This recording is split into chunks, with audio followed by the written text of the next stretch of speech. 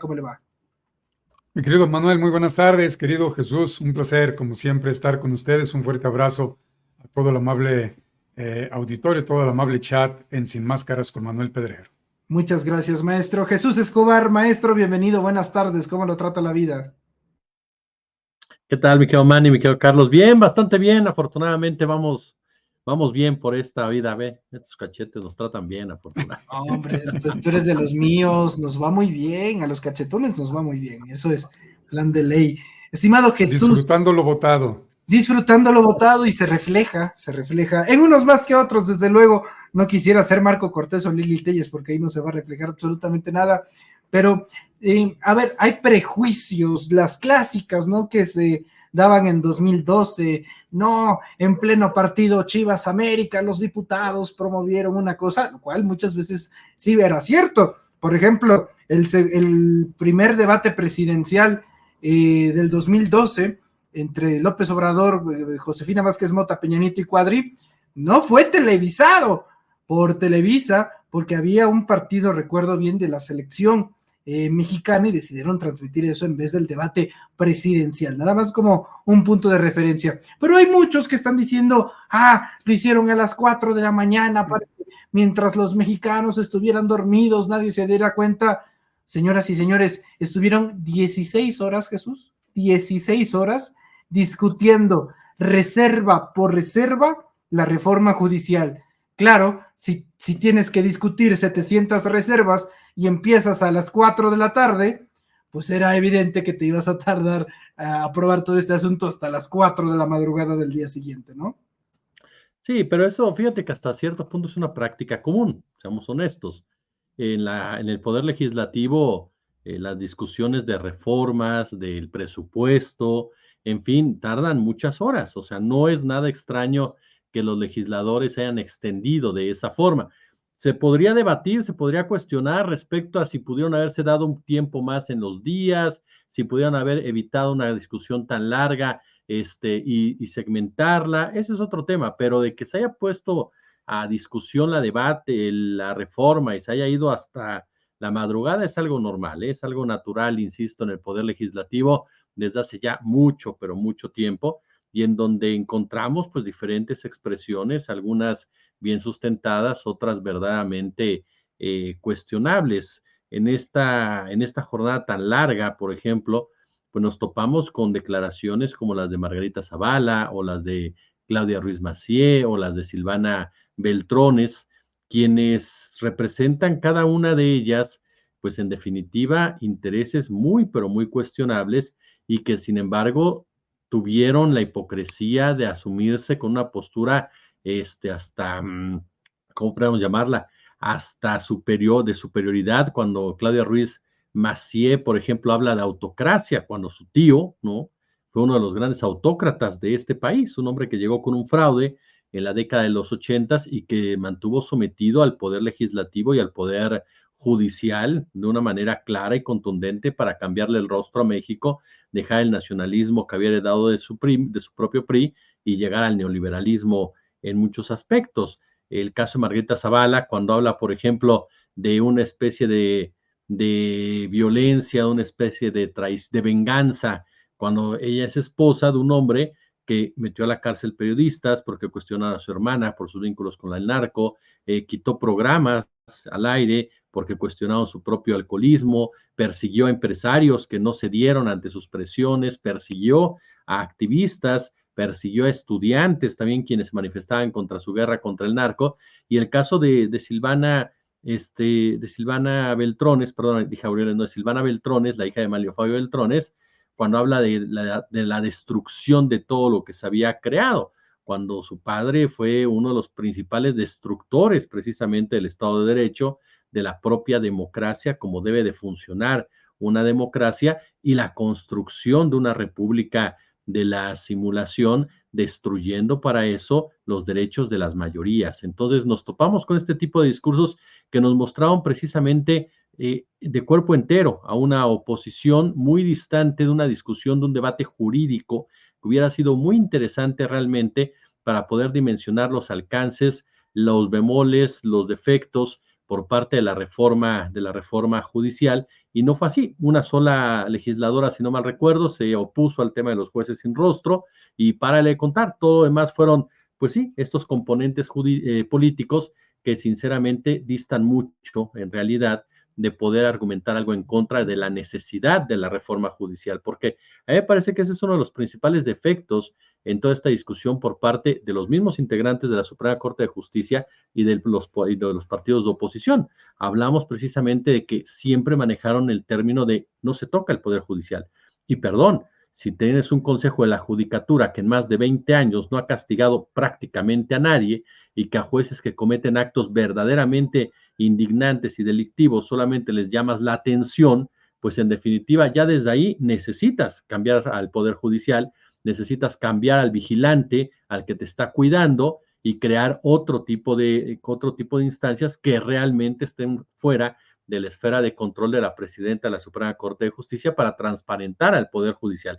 Si transparentas al Poder Judicial, tienes que irte directamente al financiamiento del mismo, que hacen con las diversas partidas, que hacen con los gastos que llevan a cabo, que hacen con los fideicomisos y, por supuesto, la manera en cómo son elegidos. Podemos discutir, por supuesto, si la manera en cual está planteada la reforma es lo mejor o no es lo mejor, pero tenía que haber un cambio, ya que hoy por hoy el Poder Judicial está podrido en muchos sistemas, en muchos aspectos. Sí, claro, hay gente honesta, sí, sin duda, hay jueces y juezas, magistrados, magistradas y demás honestos, sí, pero no son la mayoría. Y cuando tú ya no eres la mayoría, querido Manny, querido Carlos, ya no sirves, tu sistema ya está mal. El Poder Judicial no son la mayoría. Las personas honestas, las personas congruentes como tal, las personas que tienen conciencia de clase, las personas que entienden el tema de la justicia social. Ya no son los mejores los que llegan tampoco al Poder Judicial. ¿Por qué? Porque esta carrera jurídica de que tanto están defendiendo y demás, no la carrera de justicia, la carrera judicial, perdónme, realmente no te garantiza tampoco que lleguen los mejores. ¿Por qué? Porque al nivel de nepotismo que estamos enfrentando, si llegas tú y llega Carlos y uno de los dos es sobrino de un juez, ese va a ser el que va a ser contratado, aunque el otro sea mejor, aunque el otro esté mejor calificado. Entonces, para lograr una transparencia, necesitas cambiar la forma en cómo has estado eligiendo. Y nada de esto pudieron argumentar estas personas, solamente tratar de mantener de una u otra forma, por supuesto, los beneficios. Y es que seamos muy claros al respecto, queridos, un proceso para la democratización de la justicia, pues tiene que comenzar por revisar al mismo gobierno de los jueces, es decir, el Estado de Derecho, el imperio de la ley, la separación de poderes, los valores fundamentales que componen lo que podríamos llamar el espíritu de la justicia en la democracia, pues solo son efectivos cuando existe una garantía real de independencia judicial, una independencia judicial que nunca ha existido en México.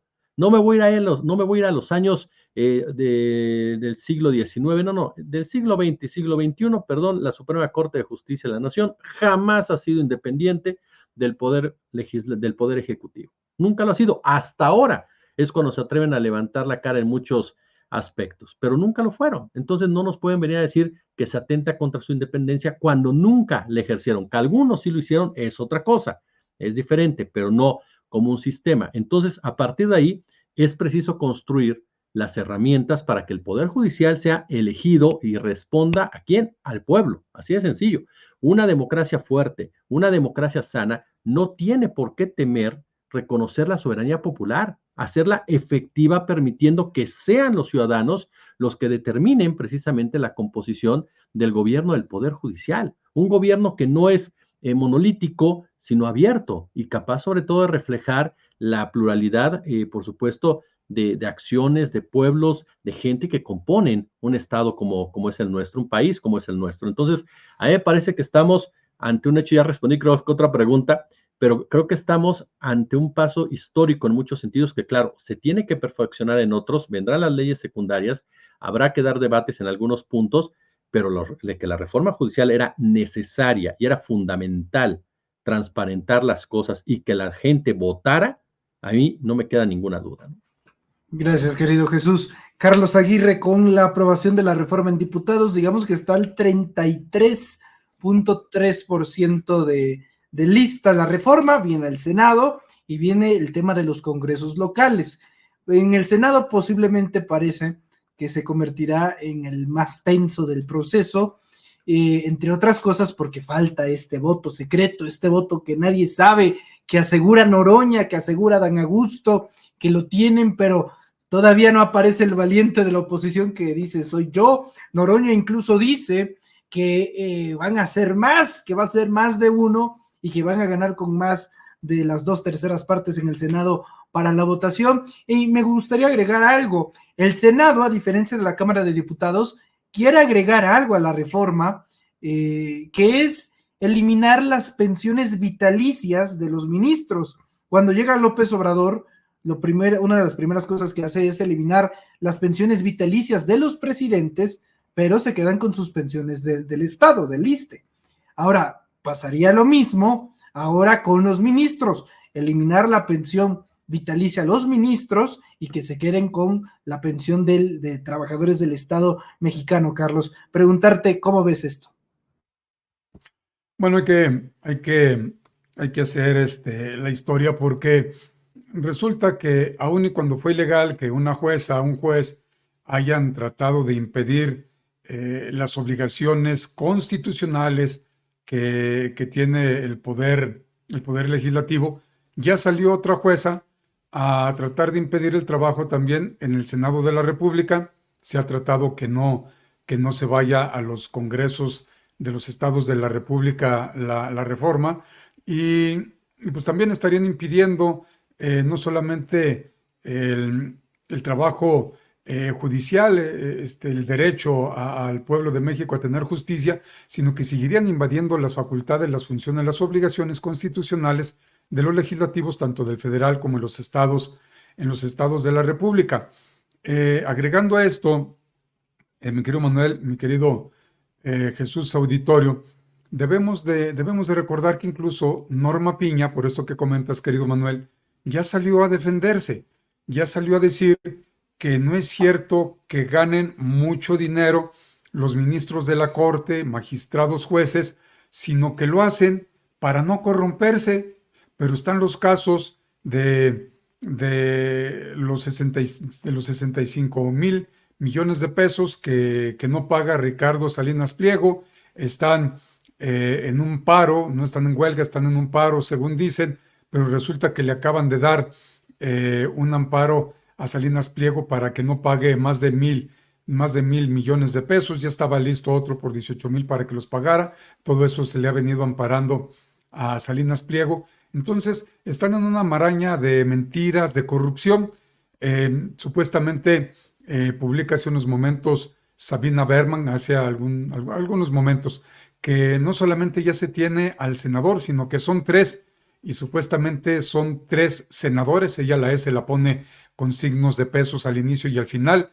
Serían del PRI. Recordemos que se ha estado mencionando que hay un personaje de Aguascalientes de apellido Martín del Campo, que está como legislador, que quiere ser próximo candidato a la gubernatura del vecino estado de Zacatecas, Aguascalientes, pero la gobernadora, Tere, se le conoce como Tere Moches por el esposo, se dice que el que desgobierna ahí es el esposo, el queretano, y no lo quieren dejar pasar. Posiblemente dentro de las negociaciones políticas se le pueda abrir el espacio para que sea próximo candidato a la gubernatura, pero aquí estaríamos en otro embrollo, porque entonces sería negociación o sería chantaje. Morena no puede caer a estas alturas, no puede seguir cayendo en los chantajes, porque Nacho Mier, cuando ya se tenía en charola de plata la cabeza de Alito Moreno para el juicio de procedencia, juicio político, pues lo detuvo, porque iban a votar a favor de la Guardia Nacional. Pues ese tipo de negociaciones pues son vean dónde está ahorita Alito Moreno, está gozando de impunidad ahora como senador de la República, y podemos dar muchos ejemplos más. La Corte y los que defienden a la Corte, incluyendo a sus voz cero, pues están totalmente desorientados, traen la brújula perdida, extraviada. No se dan cuenta que 36 millones de mexicanos dieron el voto por los compromisos de campaña de que se seguiría con algo que también hizo el compromiso López Obrador, lo retoma Claudia Sheinbaum, para llevar a cabo el plan C. Y miente Ricardo Anaya, hace unos momentos que lo pasaste, Manuel, porque es mentira que 43 millones que supuestamente él les dieron el voto, pues si el voto hubieran tenido la oposición, la minoría que siempre han sido la oposición, 43 millones de votos, hubieran ganado ellos. Dice Ricardo Anaya, los que votaron por nosotros, Ricardo Anaya andaba prófugo en Estados Unidos, no debieron de haberle permitido que llegara al escaño en el Senado de la República porque no cumplía con los 6 meses mínimos que las leyes electorales mandatan que deben de estar en la nación. Pero hay que recordarle a Ricardo Anaya que miente, porque Claudia Sheinbaum ganó con el 59.76% de los votos de quienes salieron a votar. Xóchitl Gálvez tuvo solamente el 27.45% y Maynes tuvo el 10.32%. Así es que, ¿de dónde sacas si sabemos que ese porcentaje de Xóchitl Gálvez se refleja cerrados en 17 millones de votos, Claudia Sheinbaum 36 millones, una diferencia de 20 millones o más? Entonces, siguen engañando a la opinión pública, tratan de seguir engañando al pueblo, y lo que es cierto es que México merece una oposición instruida, una oposición real, una oposición que no desprecie, que no odie al pueblo de México. Voy cerrando. ¿Va a haber unas discusiones fuertes en el Senado? Sí. Si ahora, con Javier Corral, Lili Téllez no dejaba hablar a Javier Corral al uso de la palabra para alusiones personales, Noroña tuvo que interrumpir varias veces la sesión para callar los gritos de Lili Téllez, una Lili Téllez que sigue mintiendo, una Lili Téllez que está... También ha de desconocer que existe algo que se llaman brújulas, porque Lili Téllez asegura y aseguraba que ella ganó en el 2018 por ella. No es cierto, ganó por Andrés Manuel López Obrador, porque ahora que ya no la cobija, la marca AMLO perdió de manera rotunda. Él está plurinominal, al igual que Manlio Fabio Beltrones, y pues son verdaderamente una vergüenza estar manteniendo a este tipo de personajes que desde febrero que López Obrador propuso las reformas, no las han leído. Ahora ya están en el Senado diciendo que momento, que hay que más tiempo porque no la han leído. ¿Eso es culpa de los mexicanos? ¿Es su trabajo? ¿Qué hicieron los que estaban antes? ¿Qué hicieron los que acaban de llegar? Si ellos quieren ser senadores, ya lo hubieran leído. Ahora, se reduce el trabajo legislativo. ¿No pueden leer 44 cuartillas? Una semanita no la pueden leer. Pero ellos insisten en meter, como lo dice mi querido Jesús, con esto termino, en meter muchos peros para alargar el tiempo. Se llevaron 17 horas, porque hay que recordar también que Sergio Gutiérrez Luna, como vicepresidente de la mesa directiva, tuvo que hacer un impasse de 30 minutos porque lo pidió el PAN. Y luego el PAN, sin fundamento, sin argumento alguno, se sabe que ellos como legisladores deben de saberlo, al igual que los abogados, se debe de motivar y de fundamentar. Yo motivo mi discurso en esto y aquí están las pruebas para poder avanzar, pero ellos nada más están en resistencia. ¿A quién se resisten con esto? Cierro, al pueblo de México. Es que siguen sin entender que no es López Obrador y tampoco es Claudia Sheinbaum. Ahora ya Oligarca Min quiere que Claudia Sheinbaum desconozca a López Obrador. Claudia Sheinbaum forma parte desde muy jovencita del obradorismo, porque luego dentro de Morena hay voces que ahora hablan del claudismo. No existe el claudismo. Es el López Obradorismo, y este proyecto de nación obradorista se le conoce ahora como la Cuarta Transformación. Entonces, pues hay que ir checando los asuntos y hay que tener muy vigilados con lupa a todos y cada uno de los legisladores para que no se nos vayan a enfermar, como Olga Sánchez Cordero, que está impedida, no tiene vergüenza. Por eso hay que exigirle, tiene que dejar el espacio, tiene que subir quien esté de suplente de Olga Sánchez Cordero para que saque adelante el trabajo, porque pues nunca ha hecho nada a favor de la Cuarta Transformación, Manuel Jesús. Gracias, Carlos. Jesús Escobar, ¿quién va a ser la manzana podrida en el PRIAN, en el Senado de la República? Sé que te estoy pidiendo algo imposible, pero ¿quién? Si tuvieras que apostar, ¿quién sería ese hombre o mujer? ¿Alguien de alto perfil? ¿Alguien de carrera política discreta? ¿Algún plurinominal? ¿Algún coordinador? ¿Algún huérfano como Manlio Fabio Beltrones? ¿Algún exaliado como Amalia García? ¿Quién será ese voto decisivo que le dé la mayoría calificada a Morena en el Senado, o en su defecto tan siquiera lo habrá? No, te tienen censurado, mi querido Jesús. Mira. Ahí está. Es un buen tema, perdónenme, en realidad. Durante la mañana, si me lo permites decirlo, mi querido Manny, en nuestra transmisión del canal de YouTube, había gente que me decía, Mauricio Vila, yo les comentaba, no, Mauricio Vila tiene un proyecto político para el cual requiere la estructura del Partido Acción Nacional y difícilmente va a anteponer una votación de esta naturaleza que sabe muy bien que lo marcaría para siempre en el PAN, aun y cuando él pudiera moverse hacia las huestes de Morena o de la Cuarta T, la realidad es que lo veo muy complicado. El caso de Manlio Fabio Beltrones, lo dudo también, fíjate, siéndote muy honestos, Beltrones, más que priista, es un representante de intereses empresariales.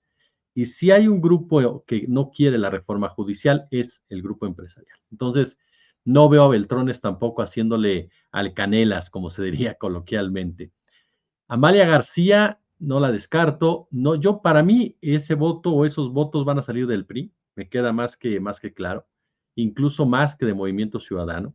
Puede estar muy equivocado, por supuesto, porque al final de cuentas es una especulación, pero no dudo que habrá un intenso trabajo de parte de Adán Augusto y de parte del propio Fernández Noroña para tratar de conseguir esos votos. Aun y cuando ellos aseguran ya los tenemos, por ahí comenzó ya una especie de discusión si se necesitan 85 o bien 86. Siempre han sido 86, según lo que dicen algunas huestes, otros dicen que no. Lo cierto es que tendrá que haber un trabajo muy a fondo, tendrá que haber un trabajo muy a fondo. Yo lo que creo es que sí la van a hacer cardíaca, es decir, no creo que vayan a resquebrajar tan rápido al bloque opositor. Creo que va a haber por ahí algunas rondas muy particulares en toda esta discusión hasta que finalmente se consiga que alguien se pase del otro lado, que insisto, para mí va a ser un priista. Pero pero yo creo que estamos ante un escenario, si ustedes me lo permiten, querido Manny, querido Carlos, un escenario en donde se ha radicalizado tanto la discusión de la reforma judicial y de repente se ha perdido el fondo de la misma, que quien tome esa determinación va a quedar marcado para siempre su carrera política. Por supuesto que los seguidores de la 4T lo van a reconocer como un héroe o una heroína, eso es un hecho innegable. Por supuesto que la oposición lo va a tachar o la va a tachar como traidores, como traidoras. Pero creo que aquí lo que tendrían que anteponer las personas que tomen esa determinación es, ¿se necesita o no se necesita la reforma judicial?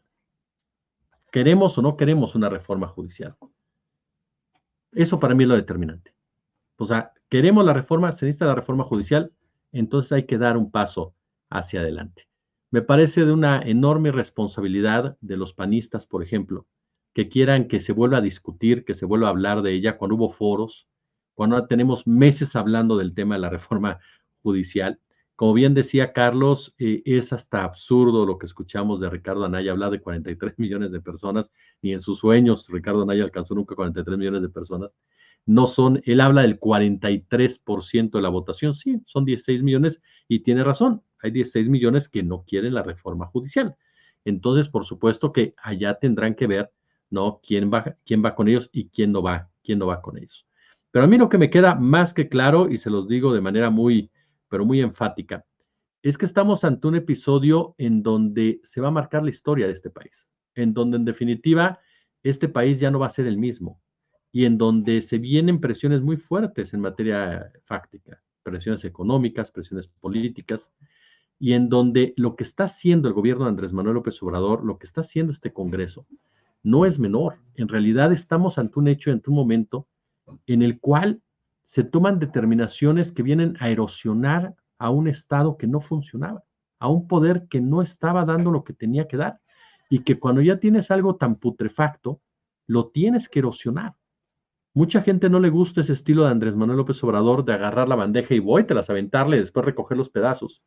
Pero yo sí creo que llega un momento en que las cosas están tan mal que si no avientas la bandeja no pasa absolutamente nada.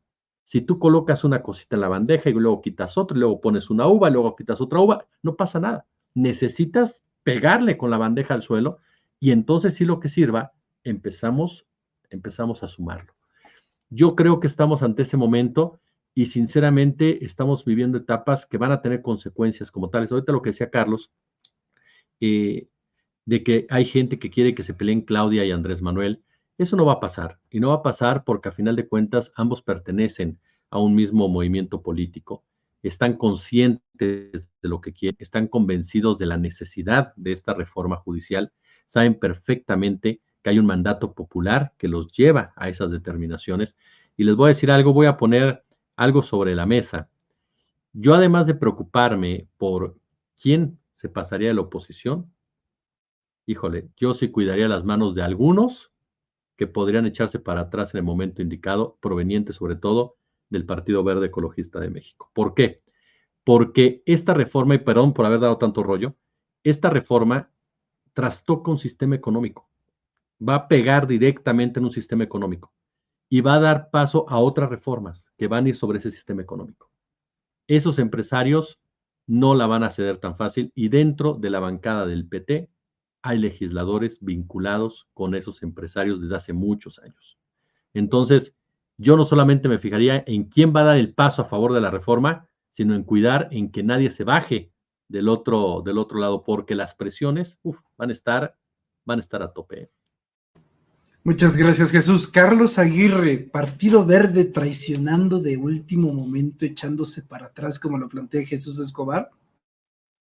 Ya lo han hecho, Manuel. Ya lo hicieron desde el 2018, cuando se han sumado de manera abierta, contundente, al fuerte debate, como si hay que reconocérselo, como si lo hizo Noroña, siendo candidato externo del Partido del Trabajo, el 18 y el 21, que Noroña, por cierto, arrasó en las elecciones allá en el distrito que le corresponde a él, en Iztapalapa. El Verde Ecologista, hay que recordar que también cuando fue la reforma para reducir el financiamiento a los partidos políticos, eliminar plurinominales, etcétera, etcétera, los primeros que brincaron fueron los del Verde Ecologista, y luego brincó también el Partido del Trabajo en la persona de Gerardo Fernández Noroña. Ahora, con Claudia Sheinbaum, dijo ella que fuera los pluris, y Noroña salió públicamente a decir que él iba a votar en contra, pues la opinión pública se lo recriminó, se lo reclamó, y Noroña dijo, bueno, no estoy de acuerdo, pero voy a votar a favor de que desaparezcan los plurinominales. El Verde Ecologista, creo que se le dieron muchas curules y muchos escaños de más. Se hicieron muy mal los arreglos políticos para la elección de este 2024, porque siendo un chiqui partido, igual que el Partido del Trabajo, pues no se les puede ceder absolutamente tanto. Lo dije y lo reitero, el Partido del Trabajo, Morena, siendo la primera fuerza política en la República Mexicana, pues vemos que no necesitó de los votos del Verde, del PT y del Verde Ecologista, pero ¿por qué sí se están requiriendo en este momento? Por las malas decisiones que se tomó en la cúpula de Morena y por las malas decisiones de aquellos a los que yo llamo santones, que defendieron a personajes, por ejemplo, como Sergio Mayer, que pues él anda publicitando taquerías, él anda publicitando que la reforma legislativa, cuando estamos con la reforma al judicial, y pues hay imágenes donde él está muy molesto, no aplaudió, no gritó Claudia presidenta, etcétera, etcétera, sumándose, siendo parte, integrándose pues a la chairiza dentro de Morena, como despectivamente les pudieran llamar algunos personajes. Recordemos que también el Partido del Trabajo ha venido protegiendo a personajes que andan fugados de la ley. Pongo el nombre, por ejemplo, de Toledo, cuando los desastres allá en la Ciudad de México por los terremotos. Entonces debemos estar muy pendientes, porque también puede haber muchas traiciones dentro de Morena. Vuelvo a citar a Olga Sánchez Cordero, que tiene una hija que es magistrada en el Poder Judicial, y que la hija sacó un video que luego bajó porque ella dijo que no estaba de acuerdo, y que de llevarse a cabo la reforma al Poder Judicial entonces estaría dando un golpe de Estado, porque se va a desaparecer el Poder Judicial. Es falso, no se va a desaparecer el Poder Judicial. Eso es mentira. Bajó ese video, pero pues quedan ahí las evidencias, quedan ahí las constancias. Hay que tener muy en cuenta que Ricardo Monreal ya está aceitando su proyecto para el 2030. Ricardo Monreal ni es obradorista, Ricardo Monreal no acompaña la Cuarta Transformación. Ricardo Monreal ahorita es muy hábil como político, muy bueno para el cabildeo, para la negociación, pero Ricardo Monreal ahorita está tratando de ganarse el aplauso de aquellos que lo rechazaron, de aquellos que solamente pues, le dieron la espalda porque tuvo en las internas de Morena un 5%, pero en cuanto él se sienta nuevamente refortalecido, va a volver a pegar pues, los golpes que él está acostumbrado a dar. Yo, en esto que comenta en su excelente análisis, como siempre, mi querido Jesús Manuel, Amalia García Medina, quiero poner estos datos para el auditorio para ustedes. De Zacatecas. Amalia García Medina, zacatecana, desde la preparatoria, universidad, perteneciente al Partido Comunista en México, parte desde la fundación del PRD, que recordemos que el PRD llegó con el registro del Partido Comunista. Amalia García Medina en el 2006, cuando la apoyó Andrés Manuel López Obrador siendo presidente del PRD, y luego fue a la elección de 2006, Amalia García Medina traicionó al ahora presidente de la República, Andrés Manuel López Obrador. Amalia García Medina le arrimó a Ricardo Monreal allá en los 80s, finales de los 80s, para que fuera el candidato cuando el PRI no le quiso dar la candidatura a Ricardo Monreal. Hizo su pataleo, como siempre lo hace.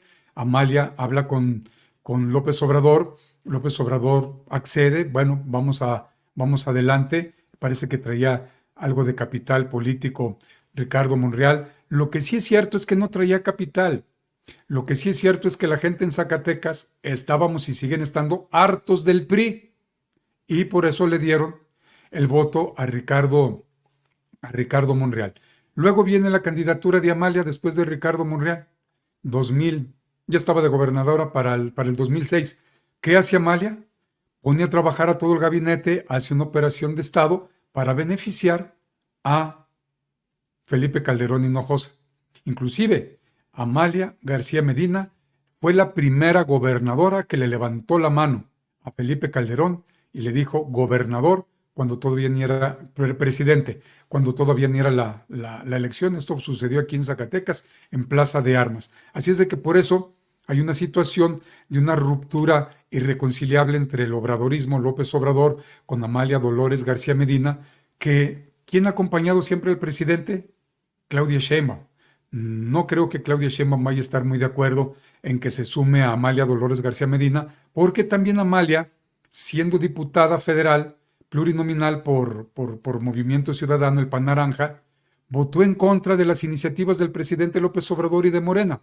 Así es que posiblemente venga por otro lado. No digo que esté descartado, todo puede suceder en la política, pero sí hay que tener y hay que seguir checando con lupa, denunciando, criticando, evidenciándolos, mandándoles correos electrónicos, entrando a sus redes sociales, llamándoles por teléfono, todo de manera pacífica, todo de manera respetuosa, motivada, fundamentada, dicen los abogados, pero hay que exigirles a todos los legisladores de Morena, del Partido del Trabajo y del Verde Ecologista, que no pueden seguir haciendo lo que allí hicieron.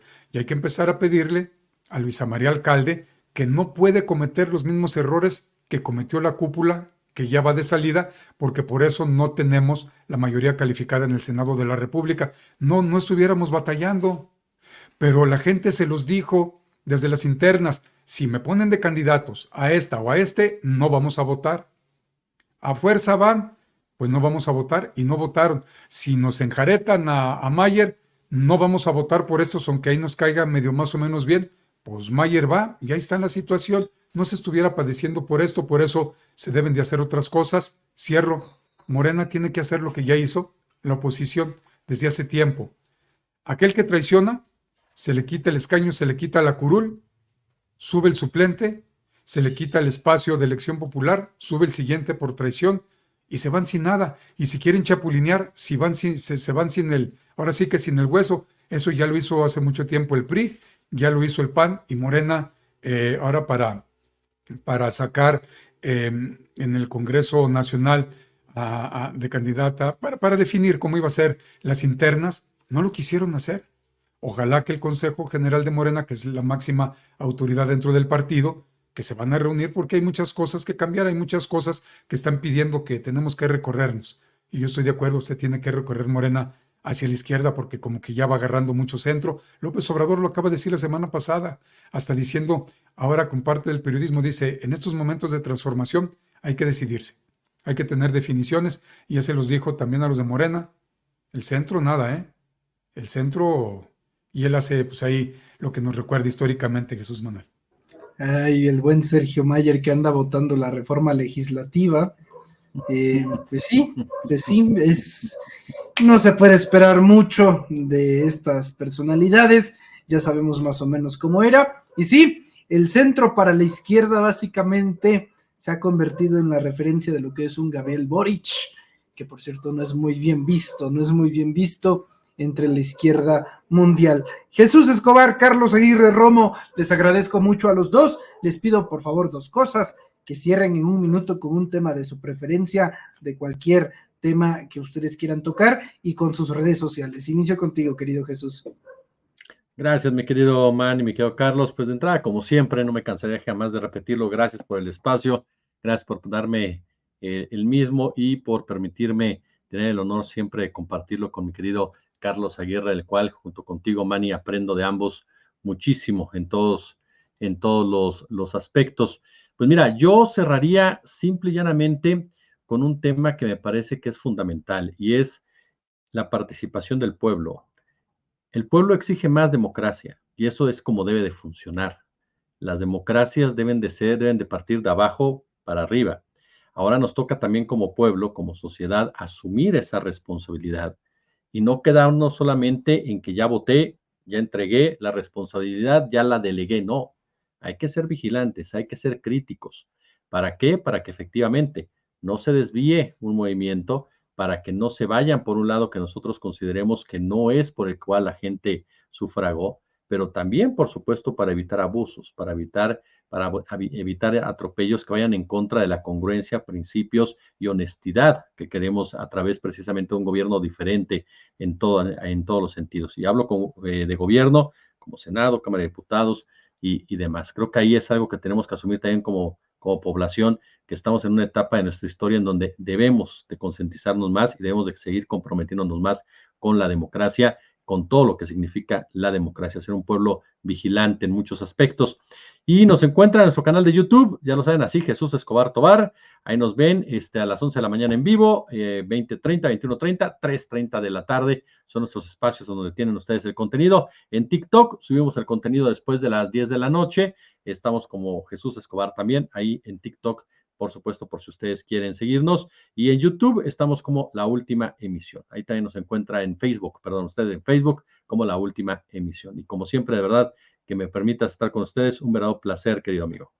Muchas gracias, estimado maestro. También un fuerte abrazo. Carlos Aguirre Romo, maestro, en el mismo sentido, ¿con qué cierras y en dónde te podemos encontrar en redes? Bueno, pues teniendo la esperanza que la oposición reaccione, que la oposición se vea que no es enemigo la Cuarta Transformación, que López Obrador no es enemigo, que Claudia Sheinbaum no es su enemiga, son adversarios, pero principalmente que se den cuenta que al llamarse resistencia, el único mensaje que están mandando al pueblo de México mayoritariamente es que se resisten a los cambios, y ese cambio es para bien, ese cambio es para progresar, y que pues el pueblo de México en realidad es a quien están tratando pues no tratan, sino más bien están atacando, porque siguen descalificándolos, siguen humillando al pueblo de México, siguen diciendo que se es ignorante, que si no se es capaz de conseguirse una buena pareja sentimental, pues mucho menos vamos a poder saber elegir un juez. Entonces atacan mucho, porque atacar a López Obrador, a Claudia Sheinbaum, pues directamente es atacar al tigre, es atacar al pueblo de México, que en estos momentos, según ENCOL, pues le está dando arriba del 75-77% de aceptación a López Obrador, anda por arriba de los 80% en asuntos económicos, políticos, educativos, etcétera, etcétera. Entonces, ojalá que se serenen, ojalá que tomen la vía de una verdadera oposición que beneficie, que beneficia absolutamente a todos, porque no pueden seguir las minorías tratando de mandar por encima de las mayorías. Claman por democracia, pero no quieren que hayan elecciones, claman por democracia y no quieren que las mayorías hagan un cambio de régimen, claman por democracias, pero sin pueblo, como lo dice el presidente Andrés Manuel López Obrador. Y bueno, darte las gracias, mi querido Manuel, por invitarme a esta mesa de análisis. Es un placer estar contigo, estar con mi querido Jesús, invitarlos a que nos acompañen a Carlos Aguirre Informa, medio de comunicación digital, multiplataforma, independiente, progresista, humanista y muy liberal. Los espero a las 8 de la mañana en el informativo de lunes a viernes, 9 de la noche de lunes a jueves, toda hora del centro en la República Mexicana. Nos encuentran en Facebook, en Twitter y en YouTube. Y pues les envío un fuerte abrazo a ustedes y a toda la audiencia. Les enviamos un cariñoso abrazo a los dos, cuídense mucho y estamos en contacto. Hasta luego. Bye. Es la